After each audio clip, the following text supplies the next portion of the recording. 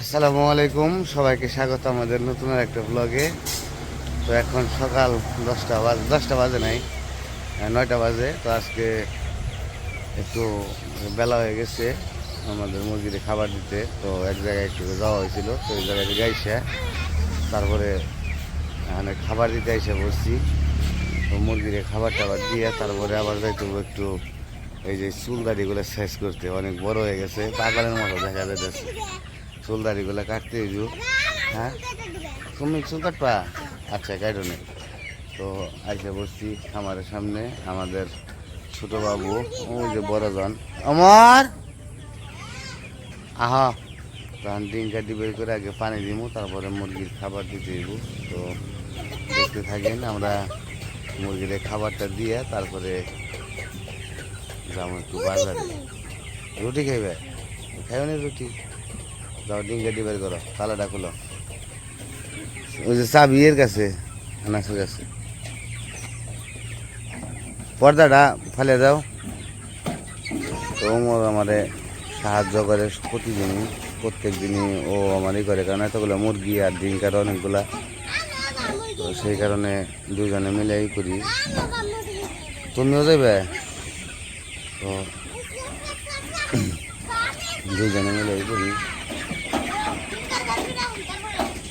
পরে তুমি পরে যাও, ওই যে পানি ডিঙ্কার নিয়ে হোক, আমিও নিয়ে আহি পানি ডিঙ্কার। যে কর্মঠ মানুষ এসে পড়ছে। পর্দাটা আর রশি গুনা ছিঁড়ে গেল গা, বুঝলাম না। আবার করতে হইব, রিফাইরিং করতে হইব। লাইটটা বন্ধ করে দাও আমার। আর মুরগি তো বড় হয়ে গেছে, এই কারণে যে মুরগির সব পাত্র মাত্র সব উল্টা পাল্টা করে ফেলায়। ধরো এই করো, আমি ডিঙ্কার বেগুন নিই। কি কইলা নাস? যে বাগানে ফুল ফুটে না আর কি? যাও না, যাও না, আগে যাও না, পরে পরে পরে পরে। এই যে পায়ের ব্যথা পেবে, পরে যাও, পরে যাও। মুরগি তো কিছু কিছু বড় হয়েছে, কিছু ছোট হয়েছে। বাইসে বাইসে বড়ডি বেসে হালাও, আর ছোটডি থাই গল ওডি আর কয়দিন খাওয়াইয়া পরে বেসো। ছোট বড় সব এক সমানে খাওয়াইলে তো খালি বড়ডি বড় হইব, ছোটডি বড়ডি বেসে হালাও।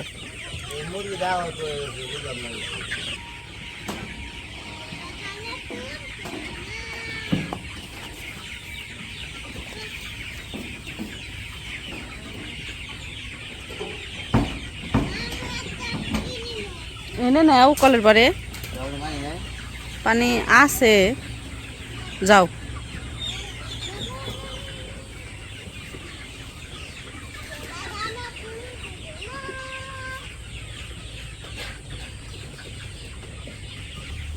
কি হয়েছে তোমার? কিছু হয় নাই? ছাদে না, চলো ওই যে পানি ভরমু।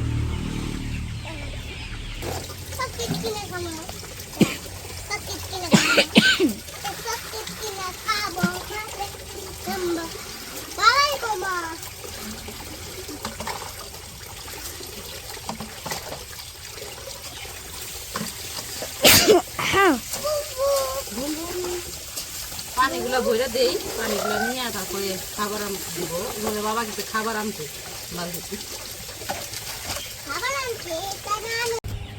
তো আমার পানি ভরা শেষ, এদিকে পানি আনাও শেষ। আমি পানি ভরে দিছি আর উমর দিছে পানি আনছে, উমরের বাবা আনছে, দুজন একসাথে পানি আইনা শেষ দিছে। এখন এই যে খাবারও নিয়ে এসে পড়ছে। তো যাই হোক, এখন মুরগিরে পানি আর খাবার দিব। আনাজ তো ভিতরে ঢোকার জন্য পাগল হয়ে গেছে গা, আর তো এর আগে ভিতরে ঢুকানো হয় নাই। তো এই যে ভিতরে এসে বসছি। মাশাল্লাহ মাশাল্লাহ, আমাদের মুরগিগুলো অনেক বড় হয়ে গেছে আগের থেকে আস্তে আস্তে। তো আমাদের মুরগিগুলো কি হয়েছে, কিছু কিছু বেশি বড় হয়ে গেছে, আবার কিছু কিছু ছোট রয়েছে। তো আমি উমরের বাবারে বলছি যে যদি একসাথে বিক্রি করো তাহলে তো করলাই, আর যদি না করো একসাথে তাইলে কিছু মুরগি এতেছে যেগুলো বড় বাইসে বাইসে বড়গুলা বেঁচে ফেলাও, আর ছোটগুলো আর কয়েকদিন, 4-5 দিন, 1 সপ্তাহের মতো পাইলে তারপরে ছোটোগুলো 1 সপ্তাহ পরে বিক্রি করো। এখন দেখি যারা কিনবো তাদের লোকও খুঁজতেছি, নিলে খুঁজতেছি কি মানে খোঁজ আছে আমাদের, তো তাদের আর কি বলতে হইব, তারপর আইসা আর কি নিয়ে যাইব। দেখি কি করা যায়।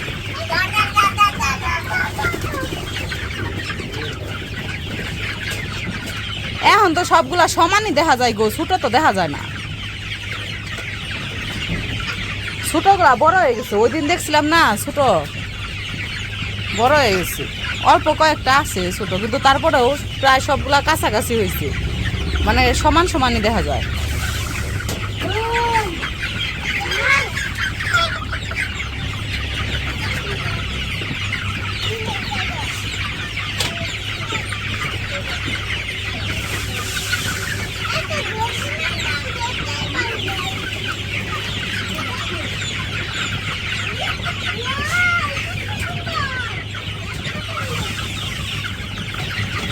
আর 2-1 দিন পরে বিক্রি করে ফেলাও, আল্লাহ যদি ঠিকঠাক রাখে। 2-1 দিন যদি কোনো সমস্যা না হয়, তাহলে 2-1 দিনের মাঝখানে ই করে ফেলাও, ছাড়াই ফেলাও এগুলা সব।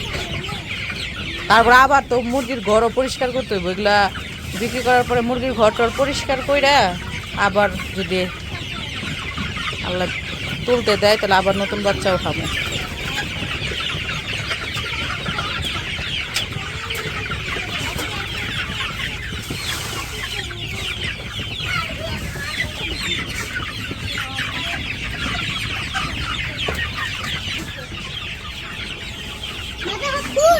এই যে পানি খাইতেছে, পানি সাজিয়ে দেওয়া হয়েছে। এদিকে দেখো মা ফুল, ওই যে ফুলটা দেখছে গো, ওই ফুল দেখে হইতেছে। পিছনে দেখো মা, পিছনে ফুল দেখা যায় না এখান থেকে।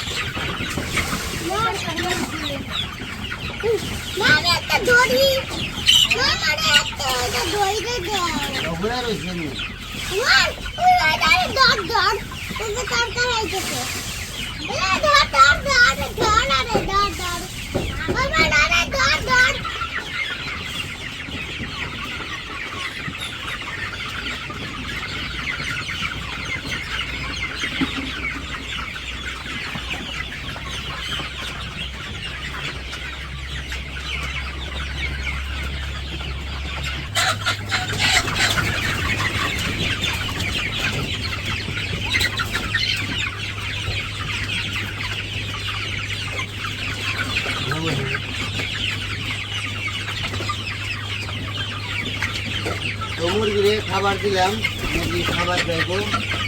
তো আর কয়েকটা দিন পরে মুরগি বিক্রি করে দেবো।